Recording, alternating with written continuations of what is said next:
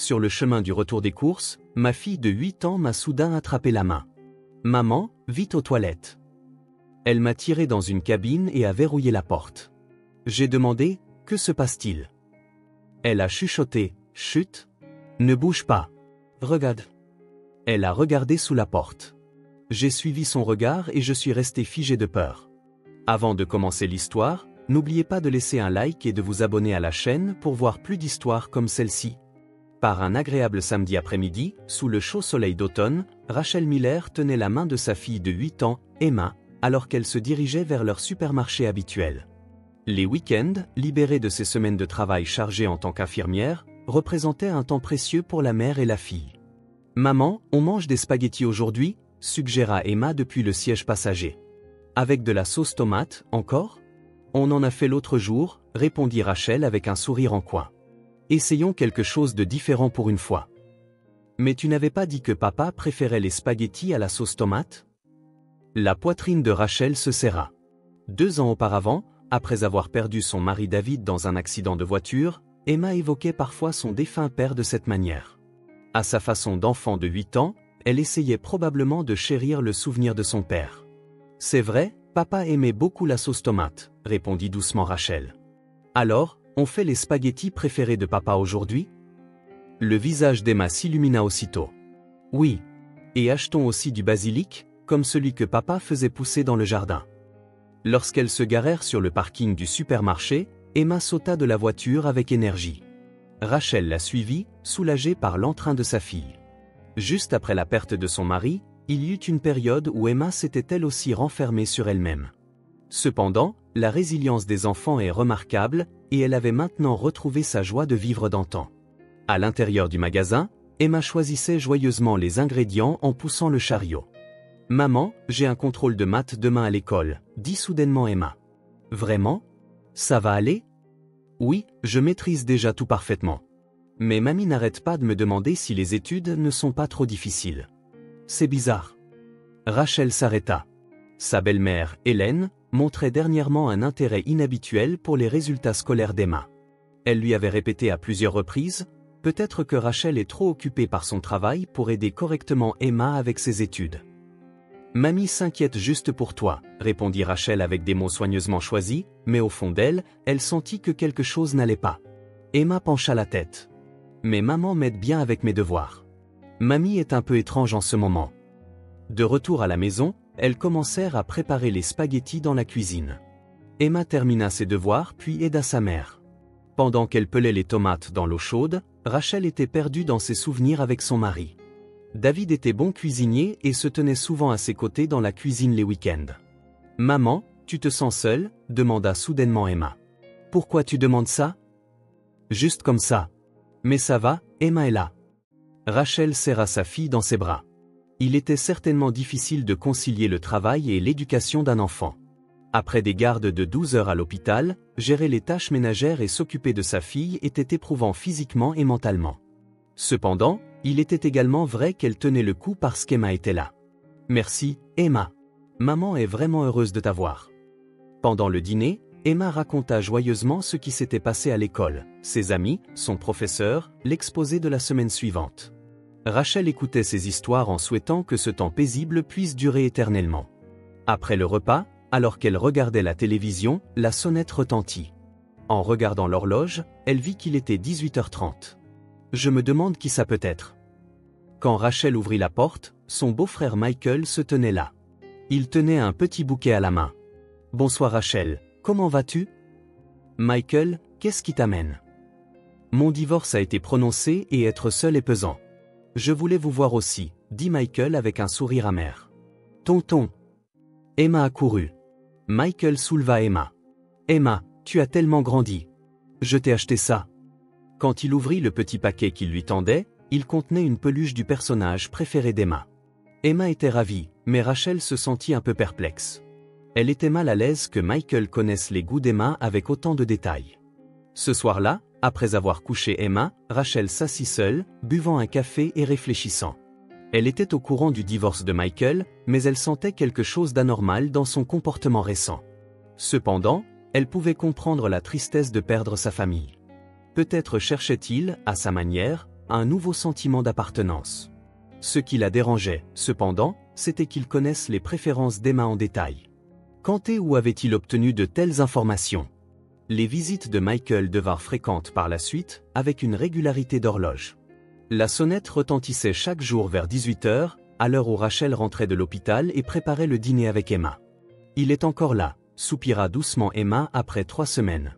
Des signes de fatigue commençaient à apparaître sur le visage de sa fille. « Emma, comment s'est passée l'école aujourd'hui ?» demandait Michael de la même manière à chaque fois. Il avait toujours une sorte de cadeau à la main, parfois des bonbons, parfois des fournitures scolaires, parfois de nouveaux vêtements. Ça a été. Emma ne montrait plus l'enthousiasme d'avant. Michael ne semblait pas s'en soucier et s'asseyait sur le canapé du salon. Depuis le divorce, je me sens vraiment seule. C'est une telle aide de vous avoir toutes les deux ici. Rachel avait des sentiments partagés. Elle ne pouvait pas être froide avec son beau-frère, mais honnêtement, les visites quotidiennes devenaient un fardeau. Après être rentrée fatiguée du travail, elle voulait aussi passer du temps en famille, seule avec sa fille. « Michael, si tu viens trop souvent, nous sommes occupés aussi », décida-t-elle de dire un jour. « Oh, tu as raison, désolé », s'excusa Michael. Mais il réapparut à la même heure le lendemain. « Aujourd'hui, c'est spécial. Je peux regarder Emma s'entraîner pour son exposé ?» Rachel fut surprise. « T'entraîner pour ton exposé?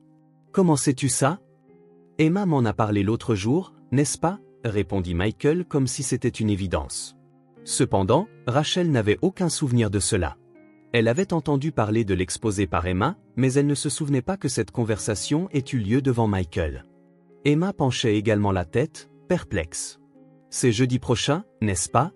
À partir de 14 h, continua Michael. « Je peux venir voir ?» Maintenant, Rachel était intriguée. Elle n'avait communiqué à personne la date et l'heure exacte de l'exposé. La lettre de l'école devait encore être dans sa chambre. « Où as-tu eu cette information ?»« Je l'ai entendue d'Emma. »« N'est-ce pas, Emma ?» Emma leva les yeux vers sa mère, anxieuse. « J'ai dit quelque chose comme ça ?» Cette nuit-là, après avoir couché Emma, Rachel pensait à son beau-frère. Michael était certainement gentil et traitait bien Emma. Cependant, elle ne pouvait s'empêcher de s'inquiéter qu'il ait des informations qu'il ne devrait pas connaître. La semaine suivante, Michael se présenta à l'exposé comme promis. Quand elle le vit assis parmi les autres parents dans la section réservée, Rachel éprouva des émotions complexes. Si David avait été là, il aurait été assis à cette place. Après l'exposé, Michael tendit un petit bouquet à Emma. C'était une présentation merveilleuse, Emma. Merci, tonton, répondit poliment Emma, mais son sourire n'était pas aussi éclatant qu'auparavant. Dans la voiture sur le chemin du retour, Emma murmura « Maman, ça me fatigue quand tonton vient. » Pourquoi? J'ai l'impression d'être toujours observée. Et il connaît toutes les choses que j'aime, mais je ne me souviens pas de lui avoir appris. L'anxiété envahit la poitrine de Rachel. L'intuition d'Emma était vive.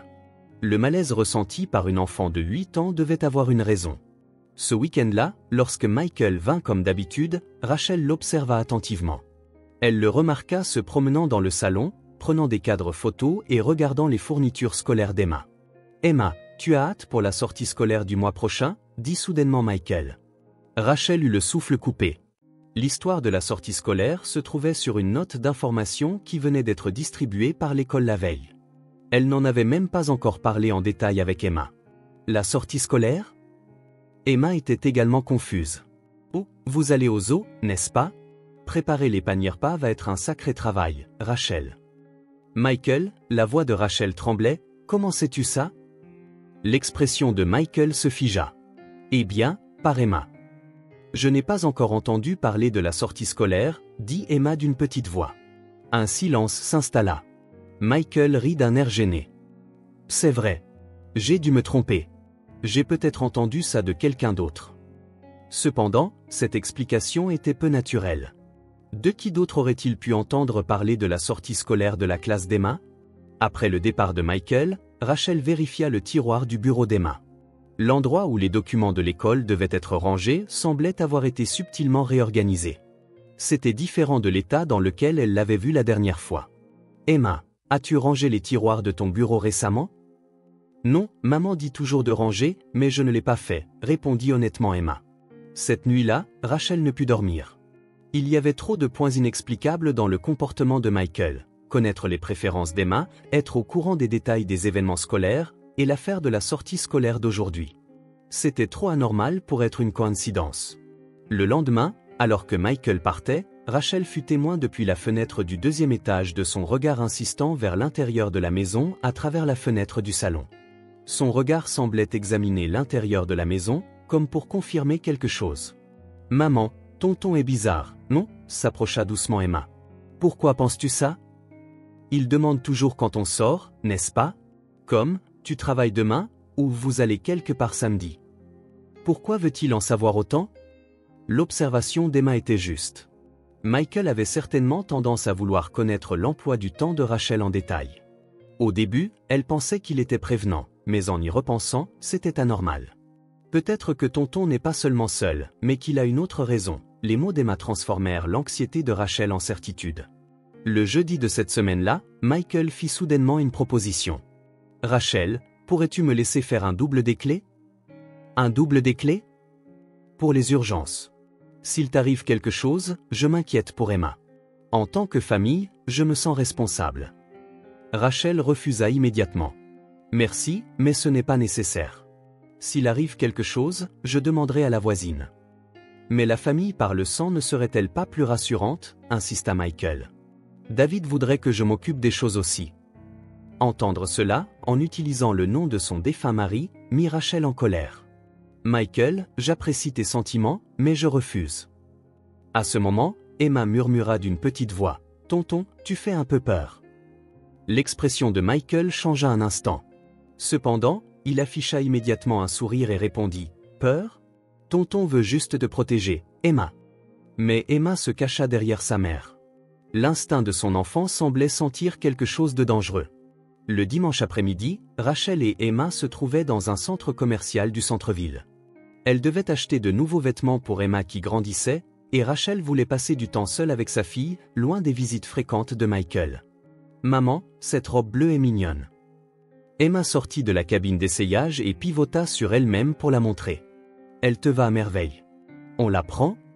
Rachel sentit son cœur se réchauffer en voyant le sourire innocent de sa fille. Pour la première fois depuis un moment, l'expression d'Emma avait tendance à s'assombrir quand Michael venait. Elles passèrent du rayon des vêtements pour femmes à celui des enfants, choisissant ensemble des chaussettes et des sous-vêtements. Quand leurs sacs de course devinrent lourds, Emma dit « J'ai soif ». Elles commandèrent donc du thé glacé à l'air de restauration. « C'est amusant aujourd'hui », dit joyeusement Emma. « Quand tonton n'est pas là, on peut se détendre comme ça. » Le cœur de Rachel se serra aux mots de sa fille. Elle se sentait désolée d'avoir créé une situation où une enfant de 8 ans devait ressentir de telles choses. « Emma, tu n'aimes pas tonton ?» Emma réfléchit un moment avant de répondre. « Je ne le déteste pas, mais je pense qu'il est bizarre.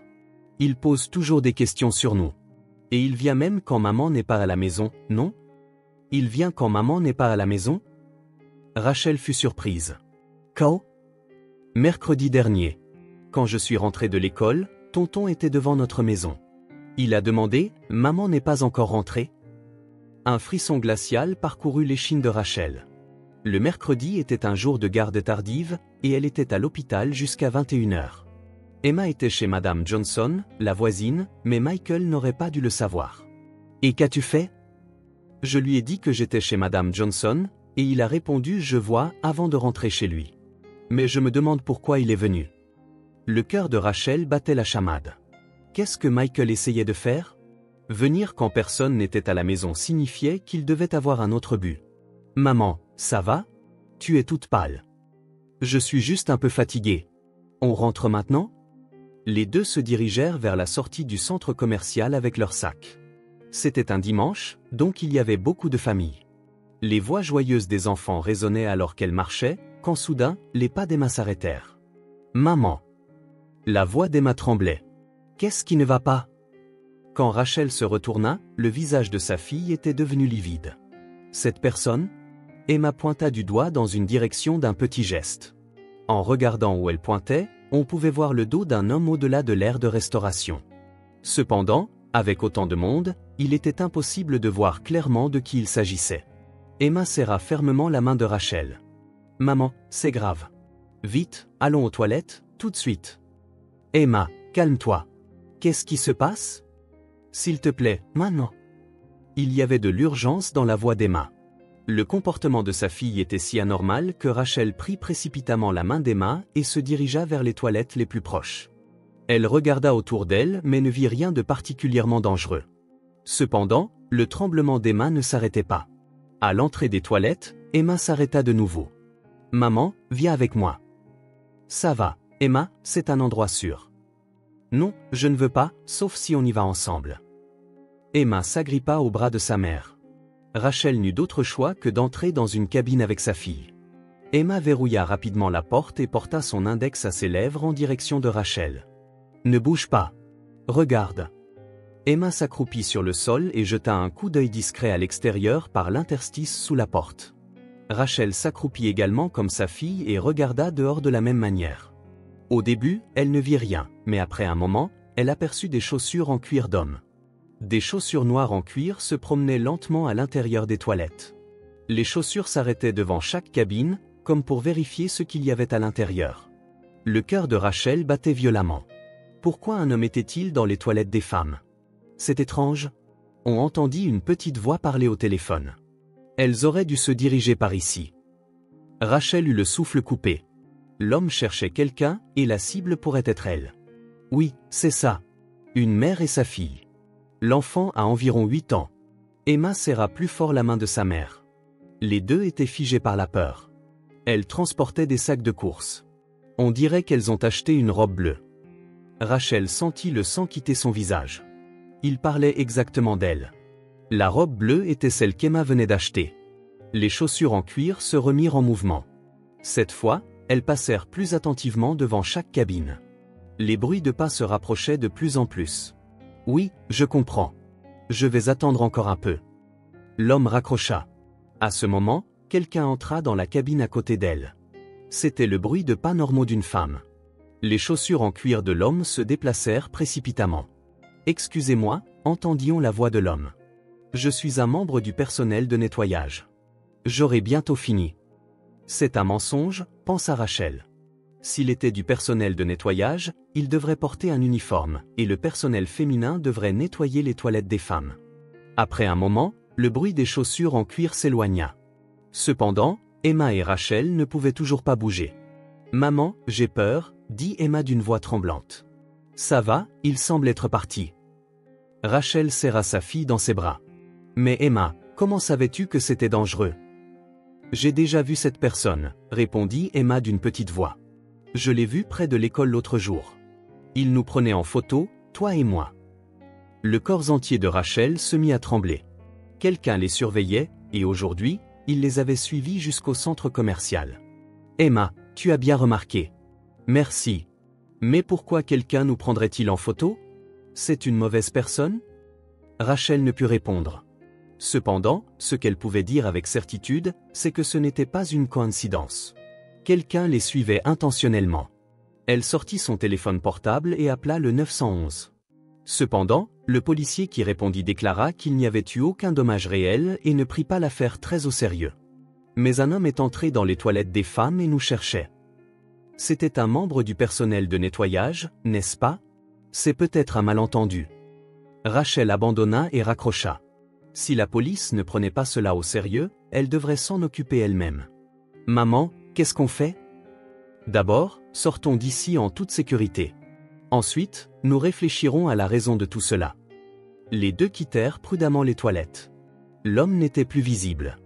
Cependant, Rachel continuait de sentir des regards sur son dos. Quand Rachel et Emma se précipitèrent dans le bureau de la sécurité du centre commercial, le garde les accueillit d'abord avec scepticisme. Cependant, lorsque Emma décrivit spécifiquement les caractéristiques de l'homme et que Rachel fit écouter une partie de la conversation qu'elle avait enregistrée sur son téléphone, l'expression du garde changea. « C'est certainement suspect. Vérifions les caméras de sécurité. » 30 minutes plus tard, l'homme fut retrouvé à l'intérieur du bâtiment. C'était un homme d'âge mûr en costume noir, tenant un petit appareil photo.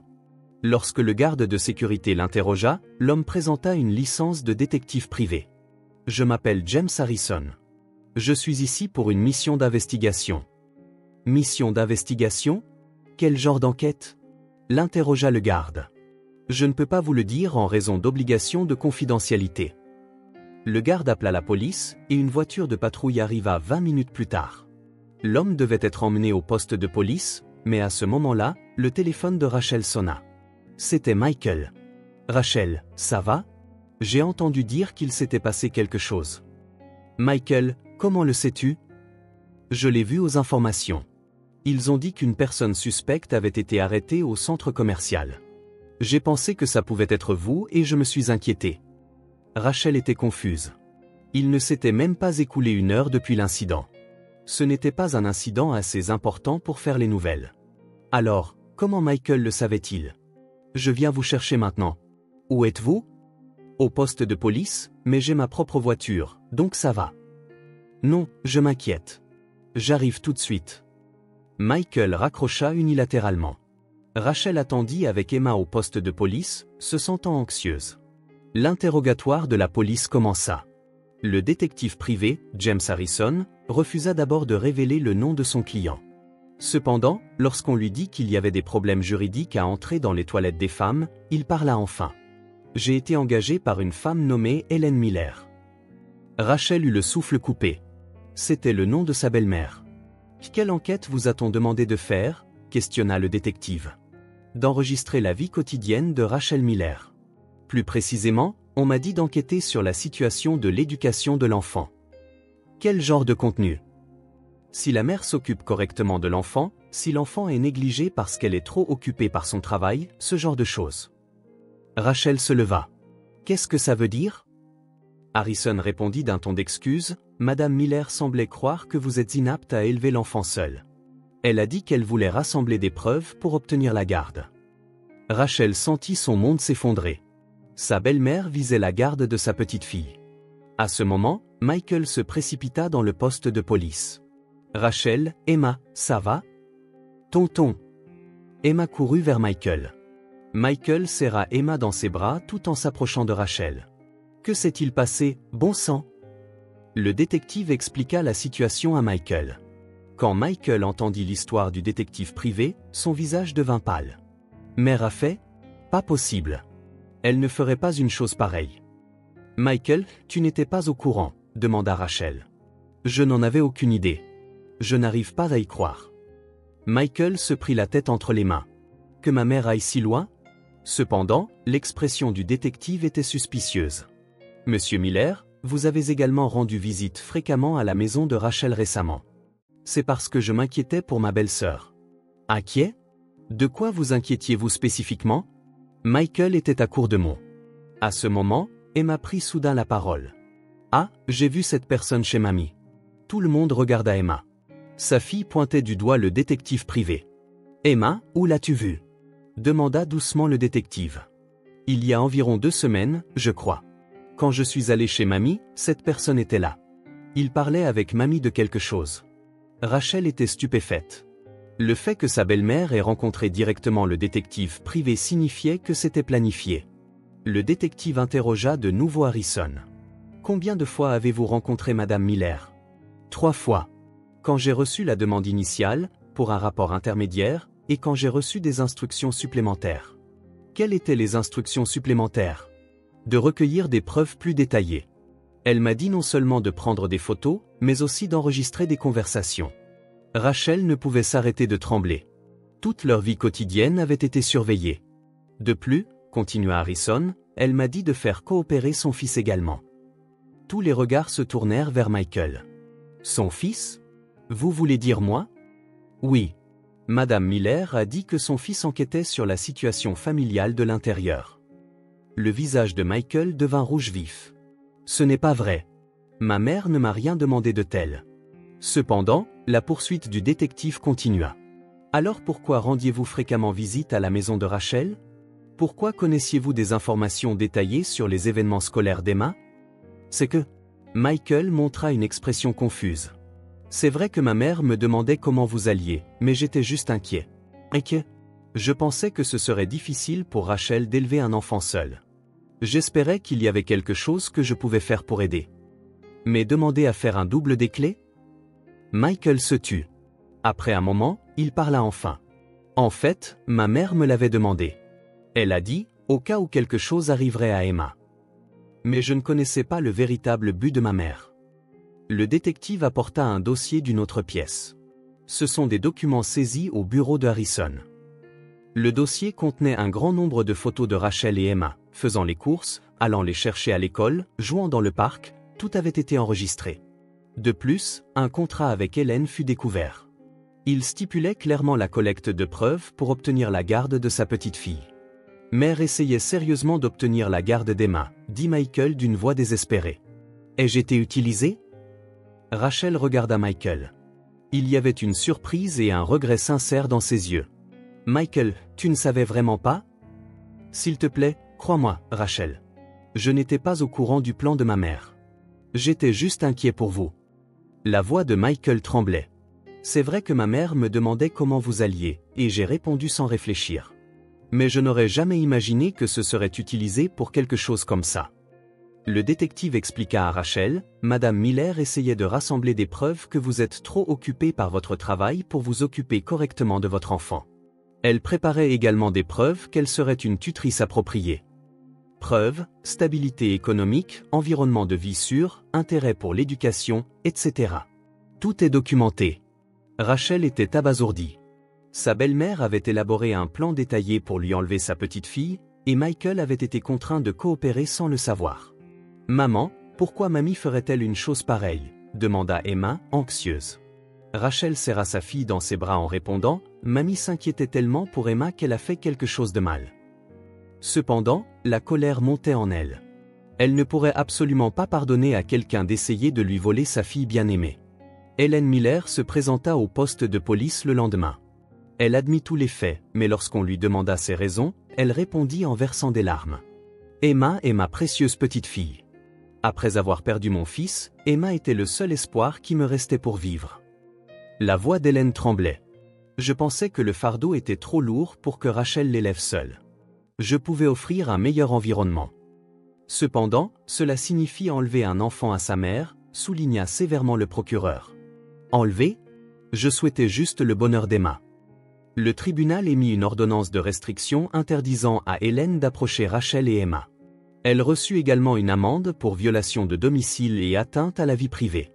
Hélène fut contrainte de vivre dans un établissement éloigné. Une semaine après l'incident, Michael rendit visite à Rachel. Contrairement à avant, il sonna timidement à la porte. « Rachel, pouvons-nous parler un peu ?» Assis face à face dans le salon, un lourd silence régnait entre eux.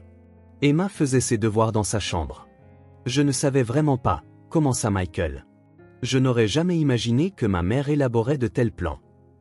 Mais c'est un fait que tu nous donnais des informations, n'est-ce pas? » C'est vrai. Quand ma mère demandait comment vous alliez, je finissais par répondre sans réfléchir. Quand elle demandait des choses comme « Est-ce qu'Emma va bien? Est-ce qu'elle aime l'école ?» je pensais que ma mère s'inquiétait en tant que grand-mère. Michael joignit les mains, l'air profondément troublé. « En fait, je m'inquiétais pour vous aussi. Après avoir perdu David, il semblait que tu portais tout sur tes épaules. Je pensais qu'il y avait peut-être quelque chose que je pouvais faire pour aider, alors j'ai commencé à venir fréquemment. » C'est tout? Rachel le regarda avec suspicion. Michael rougit. « Pour être honnête, ce n'est pas tout. J'étais attiré par toi. Mais tu es la femme de mon frère et tu étais encore en deuil, donc je ne pouvais pas exprimer ces sentiments. » Rachel était surprise. Elle n'avait pas du tout remarqué les sentiments de Michael. Donc, mes sentiments de vouloir vous soutenir en tant que famille se sont mélangés à des émotions personnelles, et en conséquence, j'ai fini par être utilisé dans le plan de ma mère. Michael rit avec autodérision. J'étais vraiment stupide. Emma descendit les escaliers. Tonton, tu parles avec maman? Emma, je suis vraiment désolé de t'avoir fait vivre des expériences effrayantes à cause de moi. Michael s'agenouilla devant la fillette. Emma réfléchit un moment avant de répondre. Tonton n'est pas une mauvaise personne, n'est-ce pas? Tu as juste été trompé par mamie, non? C'est vrai, mais ce n'est pas une excuse. Je suis désolé de ne pas avoir pu te protéger. Emma prit la main de Michael. Mais si tonton n'avait pas été là, ça aurait peut-être été plus effrayant. Parce que tonton venait, on a pu remarquer qu'il y avait une personne étrange. Des larmes montèrent aux yeux de Michael. Emma, merci. Au cours des mois suivants, Michael maintint prudemment une distance tout en reconstruisant sa relation avec Rachel et Emma. Cette fois, sans être influencé par sa mère, il commença à interagir purement en tant que membre de la famille. Rachel, elle aussi, se mit progressivement à faire confiance à Michael. Elle sentit sa sincérité et son amour véritable pour Emma. Michael commença à partager naturellement les fardeaux de Rachel sans rien forcer. 1 an plus tard, au printemps, Rachel et Michael célébrèrent un mariage discret. Emma servit de demoiselle d'honneur, et la petite église était remplie d'une atmosphère chaleureuse. « Maman, es-tu heureuse ?» demanda Emma après la cérémonie. « Très heureuse. Grâce à Emma, j'ai pu trouver une vraie famille. Je suis heureuse aussi. Je me demande si papa nous regarde depuis le ciel. Je suis sûre qu'il nous regarde. Et je pense qu'il est heureux que nous soyons heureuses. » Michael souleva Emma. « Je vais être ton nouveau papa. Mais je n'oublierai jamais papa David. J'aime à la fois papa Michael et papa David. » Loin, dans son établissement, Hélène regardait parfois par la fenêtre et pensait à sa petite fille. Elle ne pouvait qu'accepter en silence la tragédie causée par son amour dénaturé. Rachel apprit que la vraie famille n'est pas liée par les liens du sang, mais par des cœurs qui se soucient les uns des autres et se protègent mutuellement. L'avenir, en marchant avec sa nouvelle famille, serait sûrement radieux.